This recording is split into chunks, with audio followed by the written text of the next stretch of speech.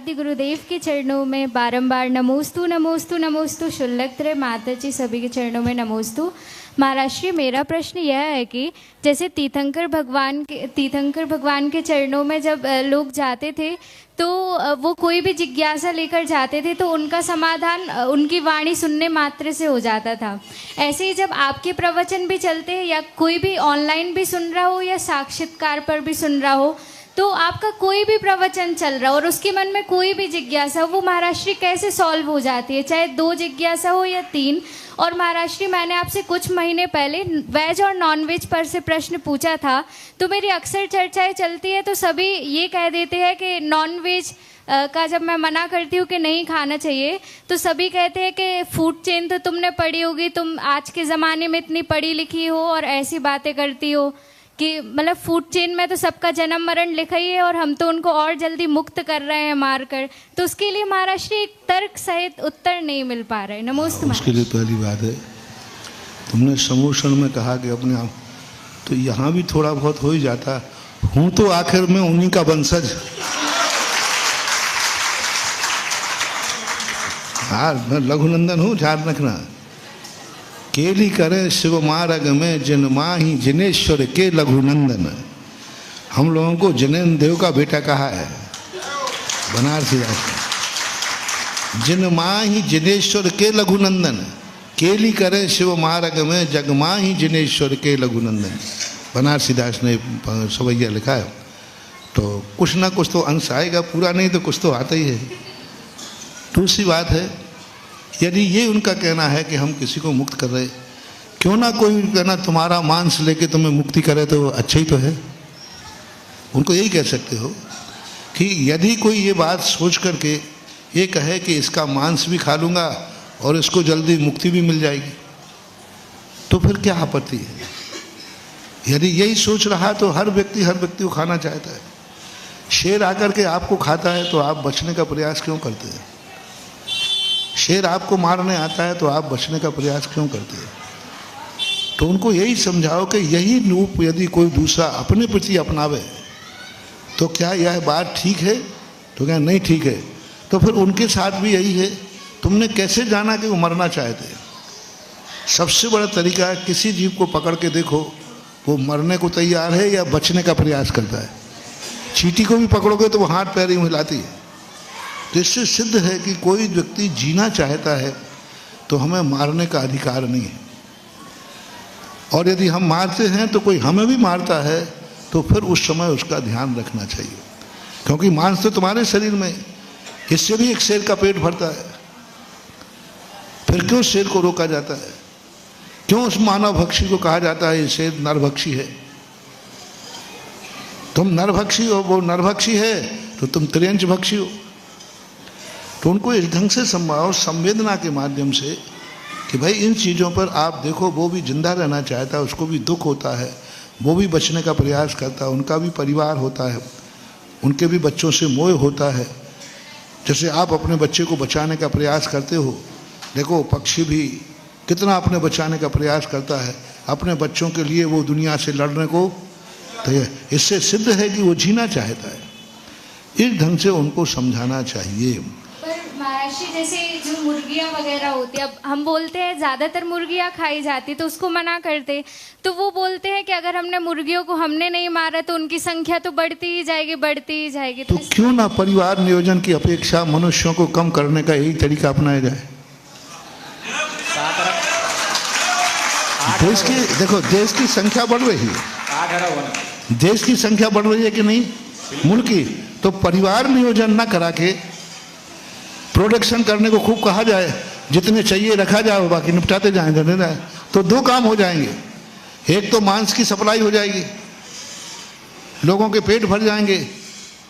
जैसे मुर्गी के अंडे तुम ज़्यादा देना पसंद करते हैं, मुर्गी के, सूकर के, इनका परिवार नियोजन क्यों ना कराया जाए।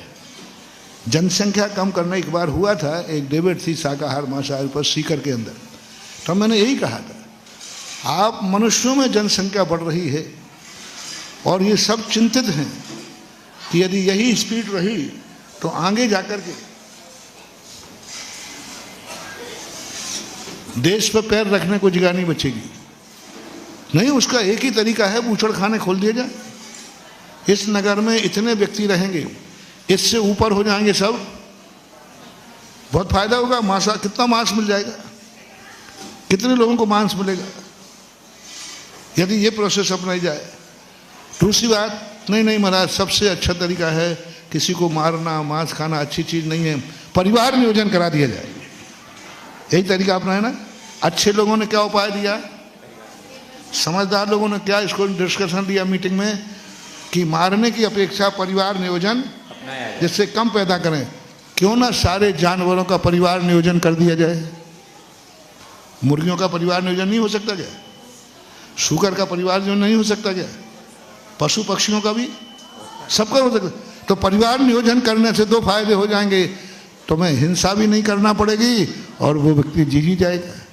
तो जो प्रोसेस आप मुझको अपना रहे हैं, क्योंकि जनसंख्या का यही रूप बनता जा रहा है, तो फिर कैसा रहेगा?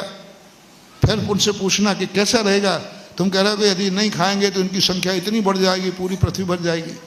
इसी प्रकार मनुष्यों के बच्चे पैदा होने दो ना। जितने ज़्यादा अंडे पैदा करेगी वो मुर्गी अच्छी मानी जाती है, जो मांस देगी। इसी प्रकार जितने बच्चे पैदा होंगे उतना मांस मिलेगा। इस बात पर क्यों विचार नहीं किया जाता? जब ऐसा बोला नहीं, ऐसा नहीं होना चाहिए मानव तो भाई ये भेदभाव तुम्हारी दृष्टि में है। यदि त्रियंच की सभा में ये प्रस्ताव पास किया जाए तो, मानव की सभा में प्रस्ताव पास कर लिया गया, और यदि त्रियंचों की सभा में प्रस्ताव पास हो तो वो भी कहेंगे कि मनुष्यों की संख्या ज़्यादा बढ़ रही है, इनको कम करो। और शेर कहेगा इसलिए मैं खाता हूँ। शेरों की मीटिंग में तो शेर से कहा जाए भाई तुम आजकल मनुष्यों क्यों खाने लगे? बोले इसलिए है कि यदि मैं नहीं खाऊंगा तो मनुष्यों की संख्या बढ़ जाएगी, इसलिए कम करने के लिए मैं खाता हूं। तो फिर उनको प्रस्ताव पूछो कि आपको कैसा लगेगा, ये प्रस्ताव कैसा लगेगा? जनसंख्या कम करके कत्लेआम करना कहां तक उचित है? सर्वथा महाअनुचित है, ऐसा नहीं होना चाहिए। तो फिर त्रियंच भी एक समाज है, त्रियंच भी जीता है। तुम कौन होते हो जनसंख्या कम करने वाले? कुदरत अपने आप बैलेंस मिलाती है। एक बहुत अच्छा आ गया। राजस्थान के अंदर ज्ञानोदय में कोई खरगोश छोड़ गया 5-6 मेरे संशाला के सामने। कुत्ते उसको परेशान कर रहे थे, चौकीदार पकड़ के लाया। अरे मैंने क्यों पकड़े, उसको छोड़ दो। छोड़ा तो भागे ही नहीं, कमरे में बैठ गए, वो पालतू थे। हमने कहा अब छोड़ोगे तो कुत्ते खाएंगे। जैसे मैंने उनको रख लिया, फिर महीने 2 महीने में 200-300 हो गए। फिर मैंने खरगोश वाले को बुलाया, मैंने भाई क्या मामला? बोले एक जोड़ा 3 साल में 1 लाख करता है। एक जोड़ा, क्योंकि एक जोड़ा 3-4 बच्चों को जन्म देता है। 4 बच्चे जन्म तो बहुत छोटे छोटे थे, और वो 2 महीने में फिर तैयार हो जाते। अभी पूरा पहले वाला जोड़ा बंद नहीं हुआ, वो तो प्रोडक्शन कर रहा है। दूसरा 2 महीने बाद 3 महीने बाद दूसरा जोड़ा तैयार होकर उसका प्रोडक्शन चालू, फिर उसके 2 महीने बाद अभी पहला वाला चल रहा है। तो ऐसा घोड़ा 1 लाख कहा। तो मैंने कहा मामला तो ये 1 लाख तो पूरा भर जाएगा। तो उसने कहा कि नहीं, कुदरत ने ऐसा बैलेंस मिलाया है कि इनके जीवन में 2-4-6 महीने में कुदरत से इनको ऐसी बीमारी आती है कि एक रात में 2-2, 300 अपने आप मर जाते हैं। 500-600 हो गए। मैंने कही तो संख्या बहुत हो गई। और उन्होंने कहा नहीं आप घबराओ मत, इनको बहुत जल्दी कोई ऐसी बीमारी आएगी कुदरत से। एक रात में 200-300 खरगोश अपने आप मर गए। डॉक्टर को बुलाया गया, सर्वे कराया, उन्होंने कहा नहीं इसकी कोई दवाई नहीं, ये कुदरत से इनकी बढ़ोतरी होती है, कुदरत ही इनका बैलेंस मिला लेती है। तो आपको चिंता करने की जरूरत नहीं है, कुदरत खुद अपने आप में बैलेंस मिला लेगी। एक कोरोना भेजेगी, एक कोई महामारी भेजेगी, वो सब बराबर। अपन क्यों किसी की जिंदगी छीनने का अधिकार रखते हैं? हम जिंदगी दे नहीं सकते तो किसी की जिंदगी ले नहीं सकते। एक बार एक गुरु ने कहा, आज्ञाकारी गुरु था, चेला था, और गुरु जो कहेंगे वो करूँगा। वो कहता महाराज जो कहेंगे वो करूँगा। तो उसने कहा ये तो गलत बात है। तो उसने कहा ठीक है महाराज आप देखे क्या के देखो। बोले जाओ एक पेड़ का पत्ता तोड़ के लाओ। वो तुरंत गया, पत्ता तोड़ लिया। गुरुजी आपकी आज्ञा इतनी छोटी, जाओ अब मेरा आदेश है, इस पत्ते को जहां से तोड़ा वहीं लगा के आओ। Take to order. जैसा तूने तोड़ने का आदेश माना है ऐसे ही अभी आदेश जाके कह दिया ना, पत्ता को जैसा लगा था वैसे ही लगा के आओ। बोले साहब ये तो नहीं हो सकता। तो इसमें गुरु आज्ञा का उल्लंघन नहीं है। बोले पत्ता तोड़ने में, जोड़ने में जब गुरु आज्ञा का उल्लंघन हो रहा है तो तोड़ते समय भी सोचना चाहिए कि हम जब किसी की जिंदगी दे नहीं सकते तो जिंदगी तोड़ने का अधिकार हमें नहीं है।